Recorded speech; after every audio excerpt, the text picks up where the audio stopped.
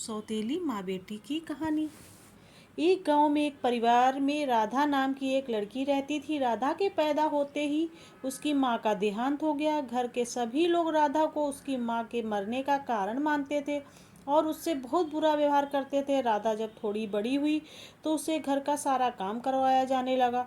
उसे स्कूल भी नहीं जाने दिया जाता था और राधा के पिता ने दूसरी शादी कर ली तो राधा के तो दुख और भी बढ़ गया। राधा की सौतेली बहन और सौतेले भाई स्कूल भी जाते, उन्हें बहुत से खिलौने भी दिए जाते और सभी लोग उससे प्यार भी करते थे।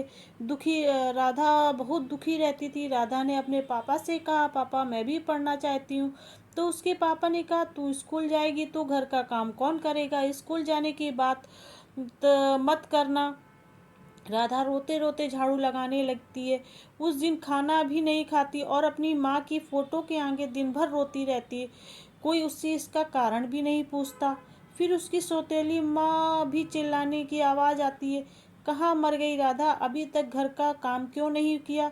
सौतेली माँ की आवाज़ सुनकर राधा जल्दी से घबरा कर उठती है और जल्दी से घर के आंगन में पहुँच जाती है। उसकी सौतेली माँ कहती, क्या हुआ माँ, तुमने कल घर की झाड़ू तोड़कर कहाँ फेंक दी। राधा ने कहा, माँ मैंने ऐसा कुछ नहीं किया है। उसकी माँ कहती है, काम चोर, तू जानबूझकर झाड़ू तोड़कर कहीं फेंकी है ना, ताकि तुझे झाड़ू ना लगानी पड़े, इसलिए तूने झाड़ू तोड़ दी। चल जा, अभी नई झाड़ू लेकर आ। राधा पास के बाजार जाती है और एक नई झाड़ू खरीद कर लाती है। घर आकर झाड़ू कोने में रख देती है और पानी पीने जाती है। जैसे ही पानी पीकर आती, देखती कि घर में झाड़ू लग चुकी है होती है। यह देखकर वह हैरान हो जाती कि इतनी जल्दी घर की सफाई कैसे हो गई। उसकी सौतेली माँ चिल्लाती हुई कहती है, अरे राधा झाड़ू लेकर आई कि नहीं, घर की सफाई होगी कि नहीं। इतना कहते कहते वह किचन से बाहर आ जाती है। देखती कि पूरा घर साफ है। वह आश्चर्य में पड़ जाती कि इतनी जल्दी पूरा घर साफ कैसे कर दिया इसने, अपने आप सफाई हो गई क्या। फिर उसकी सौतेली माँ चिल्लाती कहती है, अब जाके कपड़े धो। राधा कपड़े धोने जाती है और जैसे ही कपड़े धोने बैठती है तो देखती है कि उसके बगल में झाड़ू रखी है। राधा झाड़ू को उसकी जगह पर रख आती है। थोड़ी देर बाद फिर देखती कि झाड़ू उसके बगल में रखी है। राधा फिर से उस झाड़ू को उसकी जगह पर वापस रख आती है, लेकिन जब वह वापस आती है तो देखती है कि सारे कपड़े धोकर सूख रहे हैं। राधा को समझ नहीं आता कि आखिर क्या हो रहा है। राधा डांट के और मार के डर से किसी को कुछ नहीं बताती है। राधा घर में जहाँ जहाँ काम करने आती, झाड़ू उसके पास आकर खड़ी हो जाती। फिर उसने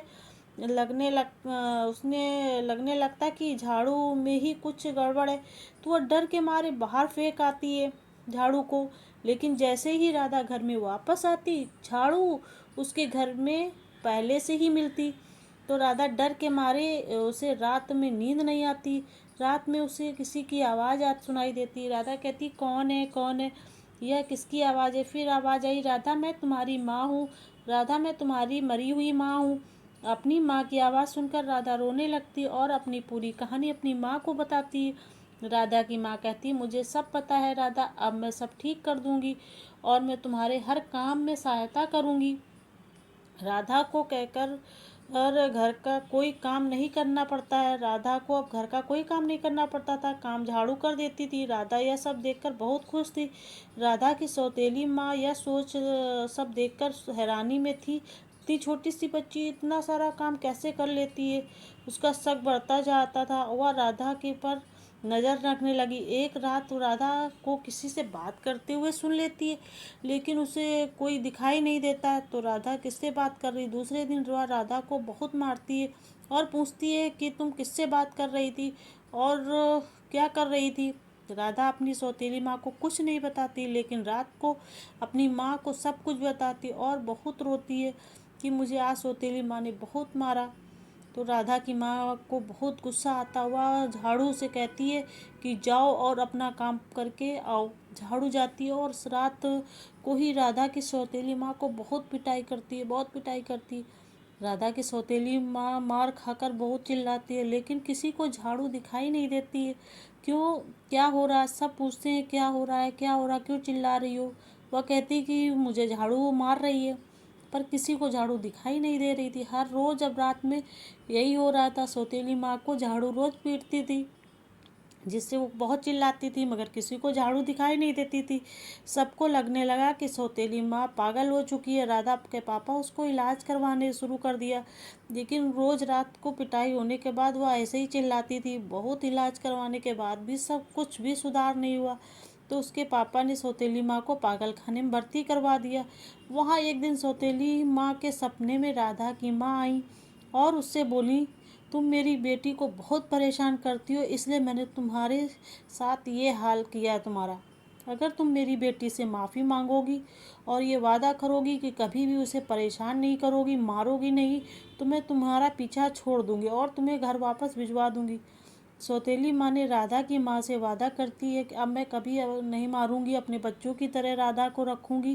दूसरे दिन पागल खाने के डॉक्टर राधा के पिता को फ़ोन करते हैं और कहते हैं कि अब तुम्हारी पत्नी ठीक हो गई है, इसको ले जाओ। सौतेली माँ घर आ जाती है और राधा को अपने बच्चों की तरह प्यार करने लगती है और स्कूल